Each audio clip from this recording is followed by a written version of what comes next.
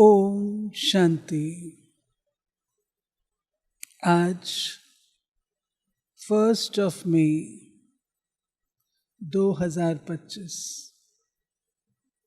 बाप दादा के साकार रूप के चले हुए मधुर महावाक्य हैं। आज की मुरली में बाबा ने हम बच्चों को हमारी इस नई जीवन की नींव, इस सृष्टि जिसको बाबा परिवर्तित करते हैं, सीन बदलते हैं, उसकी नींव विराट ड्रामा के परिवर्तन की नींव, सत्युगी सृष्टि की नींव बाबा आज हमें उस नींव के बारे में बता रहे हैं। वो नींव कौन सी है? वो नींव है दो बातें। मीठे बच्चे, तुम आत्मा हो, मुझ पिता परमात्मा की संतान हो, तो तुम्हें बारंबार खूब घोट घोट कर ये पक्का करना है, मैं आत्मा हूं, परमात्मा की संतान हूं। शायद जब हम नए नए आते हैं तब हम इस बात को बहुत अभ्यास में लाते हैं। धीरे धीरे ज्यों-ज्यों आगे बढ़ते जाते हैं ये भूलता जाता है। आज बाबा इसको ही पक्का करा रहे हैं। सुनते हैं मीठे बाबा के आज के मधुर महावाक्य। मीठे बच्चे, तुम बेहद के बाप से बेहद का वर्षा लेने आए हो। यहां हद की कोई बात नहीं। तुम बड़े उमंग से बाप को याद करो तो पुरानी दुनिया भूल जाएगी। प्रश्न है, कौन सी एक बात तुम्हें बार बार अपने से घोट कर पक्की करनी चाहिए? हम आत्मा हैं, हम परमात्मा बाप से वर्षा ले रहे हैं। आत्माएं हैं बच्चे, परमात्मा है बाप। अभी बच्चे और बाप का मेला हुआ है। यह बात बार बार घोट घोट कर पक्की कर लो। जितना आत्म अभिमानी बनते जाएंगे, दे अभिमान मिटता जाएगा। गीत है, जो पिया के साथ है उसके लिए बरसात है। ओम शांति। बच्चे जानते हैं कि हम बाबा के साथ बैठे हुए हैं। ये है बड़े ते बड़ा बाबा, सबका बाबा है। बाबा आया हुआ है। बाप से क्या मिलता है ये तो सवाल ही नहीं उठता। बाप से मिलता ही है वर्षा। ये है सबका बेहद का बाप, जिससे बेहद का सुख, बेहद की प्रॉपर्टी मिलती है। वो है हद की मिल्कियत। कोई के पास 1000, कोई के पास 5000 होगी, कोई के पास 10, 20, 50 करोड़ अरब होंगे। अब वह तो सब है लौकिक बाबाएं और हद के बच्चे। यहां तुम बच्चे समझते हो हम बेहद के बाप पास आए हैं, बेहद की प्रॉपर्टी लेनी। दिल में आश तो रहती है ना, सिवाय स्कूल के नशा चढ़ता है। हम बेहद के बाप के पास आए हैं बेहद की प्रॉपर्टी लेने। बाबा कहते हैं सिवाय स्कूल के और सत्संग आदि में कोई आश नहीं रहती। कहेंगे शांति मिले, वह तो मिल नहीं सकती। क्यों बाबा कहता नहीं मिल सकती? शांति चाहते हैं पर बाबा कहते हैं नहीं मिल सकती। क्यों नहीं मिल सकती? और और और और और बाबा ने कई बार बताया है शांति मिलेगी शांति धाम में। क्यों? जब तक आत्मा और शरीर है कि दोनों इकट्ठे हैं, चुरपुर होती है, तो वो शांति नहीं है। शांति मिलती है परम धाम में, शांति धाम में। तो बाबा कहते हैं यहां तुम बच्चे समझते हो हम आए हैं विश्व नई दुनिया का मालिक बनने। नहीं तो यहां क्यों आए? बच्चे कितनी वृद्धि को पाते रहते हैं। कहते हैं बाबा हम तो विश्व का मालिक बनने आए हैं, हद की कोई बात ही नहीं। बाबा आपसे हम बेहद स्वर्ग का वर्षा लेने आए हैं। कल्प कल्प हम बाप से वर्षा लेते हैं, फिर माया बिल्ली छीन लेती है। इसलिए इसको हार जीत का खेल कहा जाता है।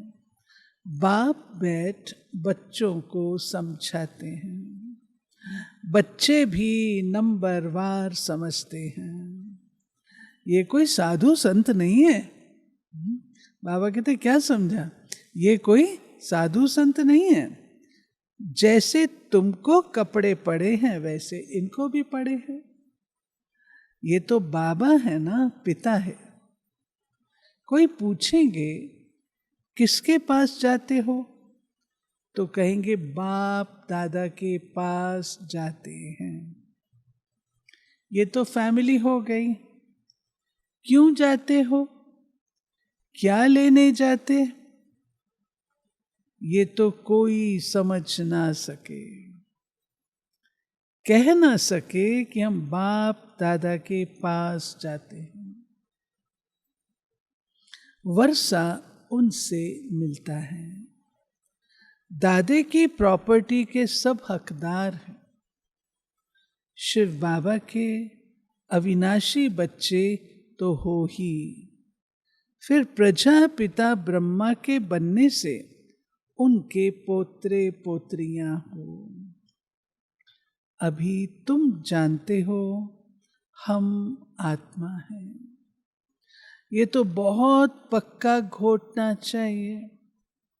हम आत्माएं परमात्मा बाप से वर्षा लेते हैं। हम आत्माएं बाप से आकर मिले हैं। आगे तो शरीर का भान था, फलाने फलाने नाम वाले ही प्रॉपर्टी लेते हैं। अभी तो हैं आत्माएं परमात्मा से वर्षा लेते हैं। आत्माएं हैं बच्चे, परमात्मा है बाप। बच्चे और बाप का बहुत समय के बाद मेला लगता है। बिछुड़ते हैं ना हम लोग, 5,000 वर्ष बिछुड़ गए थे, अब हम फिर से आन मिले हैं। एक ही बार मेला लगता है। भक्ति मार्ग में फिर अनेक आर्टिफिशियल मेले लगते रहते हैं। ये है सबसे वंडरफुल मेला। आत्माएं परमात्मा अलग रहे बहुकाल, सुंदर मेला कर दिया जब सद्गुरु मिले दलाल। कौन? तुम आत्माएं। ये भी तुम समझते हो हम आत्माएं अपने स्वीट साइलेंस होम में रहने वाली हैं। अभी यहाँ पाठ बजाते बजाते थक गए हैं तो सन्यासी गुरु आदि के पास जाकर शांति मांगते हैं। समझते हैं वो घर बार छोड़ जंगल में जाते हैं, उनसे शांति मिलेगी, परंतु ऐसे है नहीं। अभी तो सभी शहर में आ गए हैं, जंगल में गुफाएं खाली पड़ी हैं, गुरु बनकर बैठे हैं। नहीं तो उन्हों को निवृत्ति मार्ग का ज्ञान दे पवित्रता सिखलानी है। आजकल तो देखो शादियां कराते रहते हैं। बाबा कहते हैं जो सन्यासी हैं पहले तो जंगलों में रहते थे, आजकल तो नहीं रहते हैं, और उनका काम था सन्यास धर्म की स्थापना, निवृत्ति मार्ग, परंतु आजकल तो बाबा कहते शादियां आदि कराते हैं। तुम बच्चे तो अपने योग बल से अपनी कर्म इंद्रियों को वश में करते हो। कर्मेंद्रियां योग बल से शीतल हो जाएंगी। कर्मेंद्रियों में चंचलता होती है ना, अब कर्मेंद्रियों पर जीत पानी है। जो कोई चंचलता ना चले, सिवाय योग बल से कर्मेंद्रियों का वश होना इम्पॉसिबल है। बाप कहते हैं कर्मेंद्रियों की चंचलता योग बल से ही टूटेगी। कर्मेंद्रियां चंचल तब होती हैं जब हम उन पर कोई नियंत्रण और अंकुश नहीं रखते, जब हम अपनी मालिकपन की सीट पर नहीं होते हैं तो वो उपद्रव मचाती हैं, और जब हम अपने मालिकपन की सीट पर बैठते हैं वही कर्मेंद्रियां नियंत्रण में आ जाती। तो बाबा कहते हैं इसलिए आत्मा का पाठ बारंबार याद करना, बारंबार घोटना वो अनिवार्य है। बाबा कहते हैं कर्मेंद्रियों की चंचलता योग बल से ही टूटेगी। योग बल की ताकत तो है ना, इसमें बड़ी मेहनत लगती है। आगे चलकर कर्मेंद्रियों की चंचलता नहीं रहेगी। सतयुग में तो कोई गंदी बीमारी नहीं होती। यहाँ तुम कर्मेंद्रियों को वश कर जाते हो तो कोई भी गंदी बात वहाँ होती नहीं। नाम ही है स्वर्ग। उनको भूल जाने कारण लाखों वर्ष कह देते हैं, अभी तक भी मंदिर बनाते रहते हैं। अगर लाखों वर्ष हुए हों तो फिर बात ही याद न रहे। ये मंदिर आदि क्यों बनाते? तो वहाँ कर्मेंद्रियां शीतल रहती हैं, कोई चंचलता नहीं रहती। शिव बाबा को तो कर्मेंद्रियां है नहीं, बाकी आत्मा में ज्ञान तो सारा है ना, वही शांति का सागर, सुख का सागर है। वो लोग कहते कर्मेंद्रियां वश नहीं हो सकती, बाप कहते हैं योग बल से तुम कर्मेंद्रियों को वश करो, बाप की याद में रहो। कोई भी बेकायदे काम कर्मेंद्रियों से नहीं करना है। ऐसे लवली बाप को याद करते करते प्रेम में आंसू आने चाहिए। आत्मा परमात्मा में लीन तो होती नहीं, बाप एक ही बार मिलते हैं। जब शरीर का लोन लेते हैं तो ऐसे बाप के साथ कितना प्यार से चलना चाहिए। बाबा को उछल आई ना, ओहो, बाबा विश्व का मालिक बनाते हैं, फिर ये धन माल क्या करेंगे, छोड़ो सब। जैसे पागल होते हैं ना, सब कहने लगे इनको बैठे बैठे क्या हुआ। ब्रह्मा बाबा अपना अनुभव सुना रहे हैं, तब तो लखी बाबू थे। ये लखी बाबू को क्या हो गया है, जो कि अपना धंधा वगैरह सब छोड़ दिया, इसको क्या हो गया है। खुशी का पारा चढ़ गया, साक्षात्कार होने लगे। राजाई मिलनी है, परंतु कैसे मिलेगी, क्या होगा, ये कुछ भी पता नहीं, बस मिलना है। उस खुशी में सब छोड़ दिया। फिर धीरे धीरे नॉलेज मिलती रहती है। तुम बच्चे यहाँ स्कूल में आए हो, एम ऑब्जेक्ट तो है ना, ये है राजयोग। बेहद के बाप से राजाई लेने आए हो। क्या करने आए हो भाई? हाँ, क्या करने आए हो?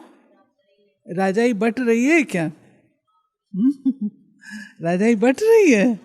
अच्छा, राजाई बट रही है या राजाई पाने के योग्य बनना है, अपने को काबिल सिद्ध करना है? बट रही है, ठीक है, ऐसा ही समझे, मुबारक। बाबा कहते हैं अच्छा बच्चे जानते हैं हम उनसे पढ़ते हैं। हाँ, एक मिनट, हाँ, हम उनसे पढ़ते हैं जिसको याद करते थे।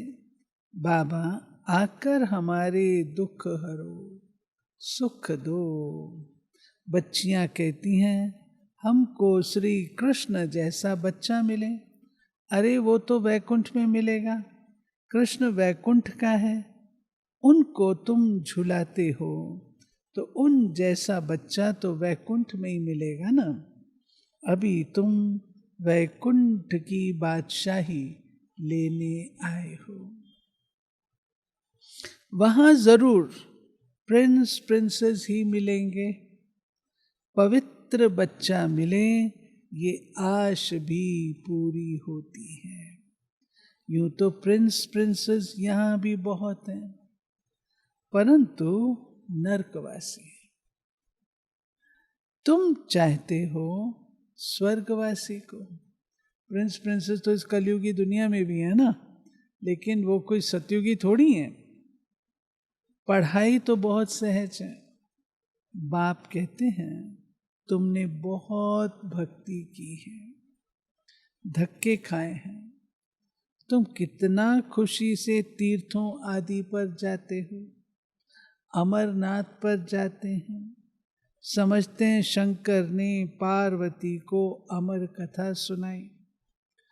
अमरनाथ की सच्ची कथा तुम अभी सुनते हो, ये तो बाप बैठ तुमको सुनाते हैं।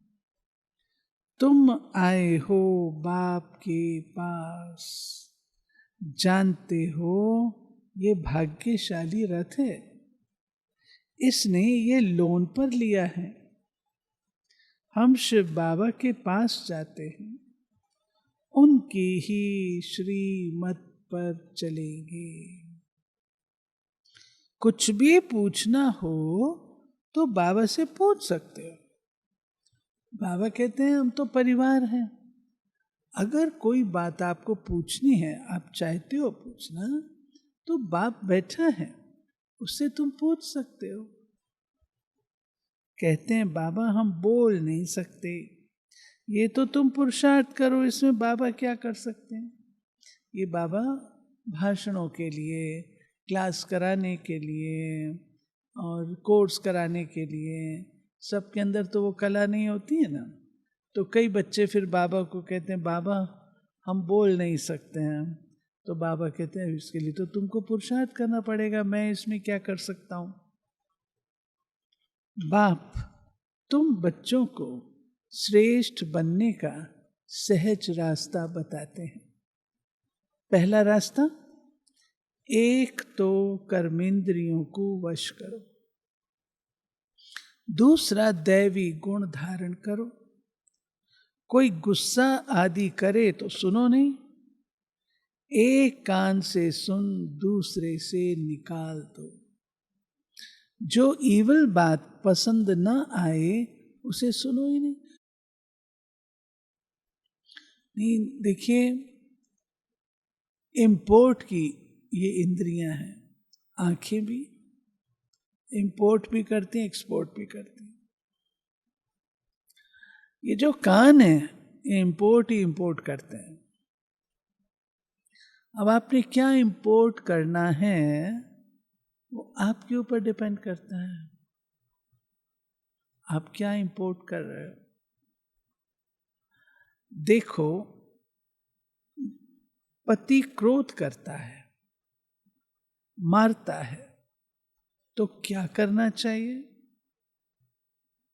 जब देखो पति गुस्सा करता है तो उन पर फूल बरसाओ, हंसते रहो। युक्तियां तो बहुत हैं, बेचारी माताएं मार खाती हैं, अपने अनुभव सुनाती हैं। एक दिन आता है जो पति मान लेता है। कामेशु क्रोधेशु होते हैं ना, अबलाएं पुकारती हैं, एक द्रौपदी नहीं सब है। अब बाप आए हैं तुम्हें बचाने।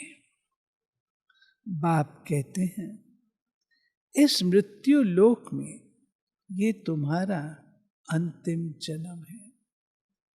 हम तुम बच्चों को शांति धाम ले जाने आया हूं। वहां पतित आत्मा तो जा न सके, इसलिए मैं आकर सबको पावन बनाता हूं। जिसको जो पाठ मिला हुआ है वो पूरा कर अब सबको वापस जाना है। सारे झाड़ का राज बुद्धि में है, बाकी झाड़ के पत्ते थोड़े कोई गिनती कर सकते हैं। तो बाप भी मूल बात समझाते हैं, बीज और झाड़। बाकी मनुष्य तो ढेर हैं, एक एक के अंदर को थोड़ी बैठ जानेंगे। मनुष्य समझते हैं भगवान तो अंतर्यामी है, हर एक के अंदर की बात को जानते हैं।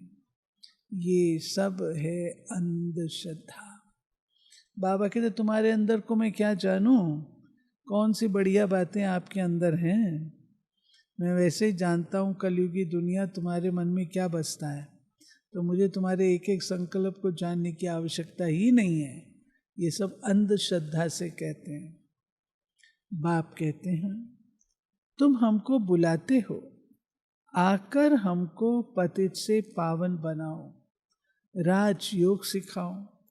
अभी तुम राजयोग सीख रहे हो। बाप कहते मुझे याद करो। बाप ये मत देते हैं ना, बाप की श्रीमत और गत सबसे न्यारी है। मत यानी राय, जिससे हमारी सद्गति होती है। वही एक बाप हमारी सद्गति करने वाला है, दूसरा न कोई। इस समय ही बुलाते हैं, सतयुग में तो बुलाते नहीं। अभी ही कहते हैं सर्व का सद्गति दाता एक राम। जब माला फेरते हैं तो फेरते फेरते जब फूल आता है तो उनको राम कह आंखों पर लगाते हैं। जपना है एक फूल को, बाकी है उनकी पवित्र रचना। माला को तुम अच्छी रीति जान गए हो। जो बाप के साथ सर्विस करते हैं उनकी ये माला है। उसमें बाबा भी है, मेरुदाना भी है और बच्चे भी हैं। तो ये उन बच्चों की निशानी है जो बाबा के साथ सेवा में तत्पर रहते हैं। शिव बाबा को रचयिता नहीं कहेंगे। रचयिता कहेंगे तो प्रश्न उठेगा, कब रचना की? प्रजापिता ब्रह्मा अभी संगम पर ही ब्राह्मणों को रचते हैं। शिव बाबा की रचना तो अनादि है।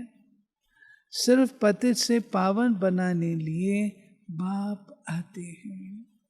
अभी तो है पुरानी सृष्टि, नई में रहते हैं देवताएं।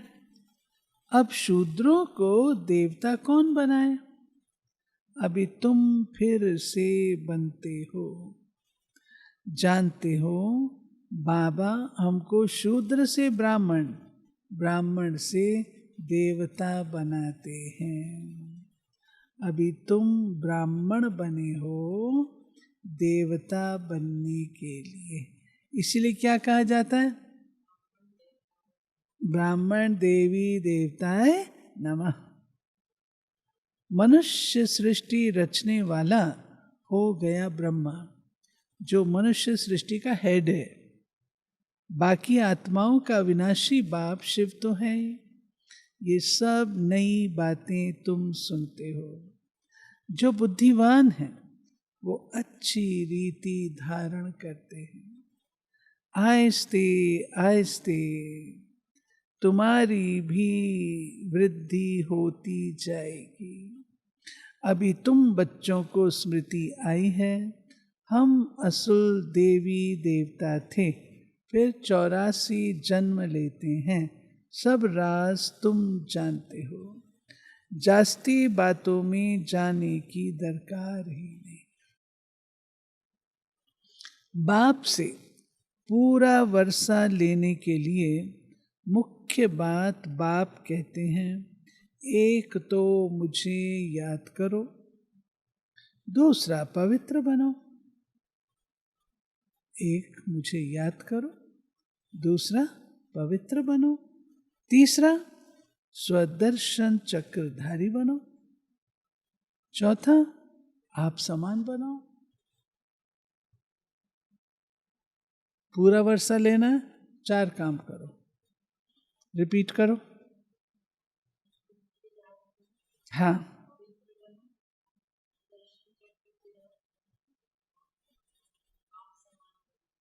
आप समान, राइट, एक्यूरेट। कितना सहज है। सिर्फ याद ठहरती नहीं है, नॉलेज तो बड़ी सहज है। अभी पुरानी दुनिया खत्म होनी है, फिर सतयुग में नई दुनिया में देवी देवताएं राज्य करेंगे। इस दुनिया में पुराने तो पुराने ये देवताओं के चित्र हैं, वह इन्हों के महल आदि हैं। तुम कहेंगे पुराने ते पुराने, हम विश्व के महाराजा महारानी थे। शरीर तो खत्म हो जाते हैं,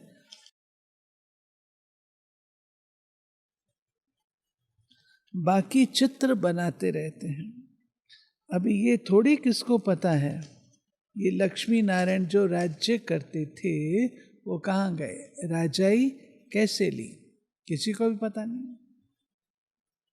बिरला इतने मंदिर बनाते हैं परंतु जानते नहीं। पैसे मिलते जाते हैं और बनाते रहते हैं। समझते हैं ये देवताओं की कृपा है। एक शिव की पूजा, अव्यभिचारी भक्ति, ज्ञान देने वाला तो ज्ञान सागर एक ही बाप है, बाकी है भक्ति मार्ग।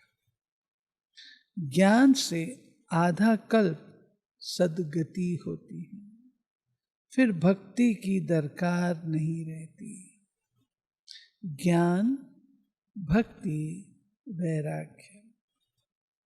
अब भक्ति से, पुरानी दुनिया से वैराग्य, पुरानी अब खत्म होनी है, इसमें आसक्ति क्या रखें?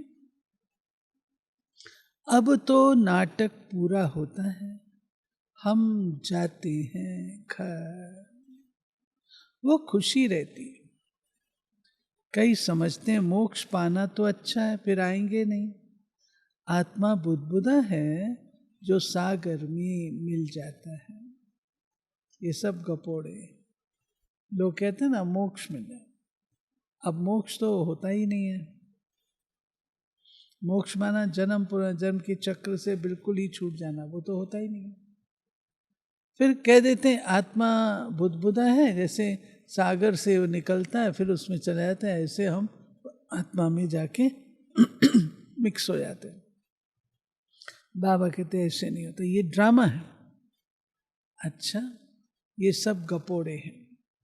एक्टर तो एक्ट करेगा जरूर, जो घर बैठ जाए वो कोई एक्टर थोड़ी हुआ। मोक्ष होता नहीं, ये ड्रामा अनादि बना हुआ है। यहां तुमको कितनी नॉलेज मिलती है, मनुष्यों की बुद्धि में तो कुछ भी नहीं है। तुम्हारा पाठ ही है बाप से ज्ञान लेने का, वर्षा पानी का। तुम ड्रामा में बंधायमान हो, पुरुषार्थ जरूर करेंगे, ऐसे नहीं ड्रामा में होगा तो मिलेगा, फिर तो बैठ जाओ। लेकिन कर्म बिगर कोई रह नहीं सकता, कर्म संन्यास हो ही नहीं सकता। नहीं, आत्मा कर्म के बिना नहीं रह सकती, ये उसकी नेचर है। अगर हम कहें कि आत्मा कर्म ही ना करे, ये नहीं हो सकता, स्वभाव है उसका। अच्छा, कर्म संन्यास नहीं होता क्योंकि आंख का झपकना, दिल का धड़कना, ये सब भी कर। अच्छा, मीठे मीठे सिक्के लधे बच्चों प्रति मात पिता बाप दादा का याद प्यार और गुड मॉर्निंग। रूहानी बाप की रूहानी बच्चों को नमस्ते। हम रूहानी बच्चों की रूहानी बाप को नमस्ते। धारणा के लिए योग बल की ताकत से अपनी कर्मेंद्रियों को शीतल बनाना है, वश में रखना है। ईवल बातें ना तो सुननी है ना सुनानी है। जो बात पसंद नहीं आती उसे एक कान से सुन दूसरे से निकाल देना है। दूसरा, बाप से पूरा वर्षा लेने के लिए स्वदर्शन चक्रधारी बनना है। पवित्र बन आप समान बनाने की सेवा करनी। वरदान, मुरली के साज द्वारा माया को सरेंडर कराने वाले मुरलीधर भव। मुरली के साज द्वारा माया को सरेंडर कराने वाले मुरलीधर भव। मुरलियां तो बहुत सुनी है, अब ऐसे मुरलीधर बनो जो माया मुरली के आगे न्योछावर हो जाए। मुरली के राज का साज अगर सदैव बजाते रहो तो माया सदा के लिए सरेंडर हो जाएगी। माया का मुख्य स्वरूप कारण के रूप में आता है। जब मुरली द्वारा कारण का निवारण मिल जाएगा तो माया सदा के लिए समाप्त हो जाएगी। कारण खत्म अर्थात माया खत्म। स्लोगन: अनुभवी स्वरूप बनो तो चेहरे से खुश नसीबी की झलक दिखाई देगी। अनुभवी बनो तो चेहरे से खुश नसीबी की झलक दिखाई देगी। अव्यक्त इशारे। इस मास में अभी पहला है ये, पहला रूहानी रॉयल्टी और प्योरिटी की पर्सनालिटी धारण करो। संगम युगी ब्राह्मण जीवन की विशेषता पवित्रता है। प्रवृत्ति में रहते अपवित्रता से निवृत्त रहना। स्वप्न मात्र भी अपवित्रता के संकल्प से मुक्त रहना। यही विश्व को चैलेंज करने का साधन है। यही आप ब्राह्मणों की रूहानी रॉयल्टी और पर्सनालिटी है। ठीक है, विश्व को चैलेंज करने का साधन पवित्रता है। इतनी अच्छी बाबा की मुरली है। वो 4 बातें फिर से रिपीट करते हैं। बाबा से पूरा वर्षा लेना है तो कौन सी 4 बातें बाबा ने कही? बाबा को याद करना है। दूसरा, पवित्र बनना है। तीसरा, स्वदर्शन चक्रधारी बनना है। और चौथा, आप सम्मान बनाना है। और कौन सी बात बाबा ने कही? घोट घोट के पक्की करो। हाँ? नहीं, याद करो प्रश्न क्या था? घोट घोट के पक्की करनी है बात। मैं आत्मा हूं, परमात्मा का बच्चा हूं। और बाबा ने आज हमको कौन सी धारणा में कही?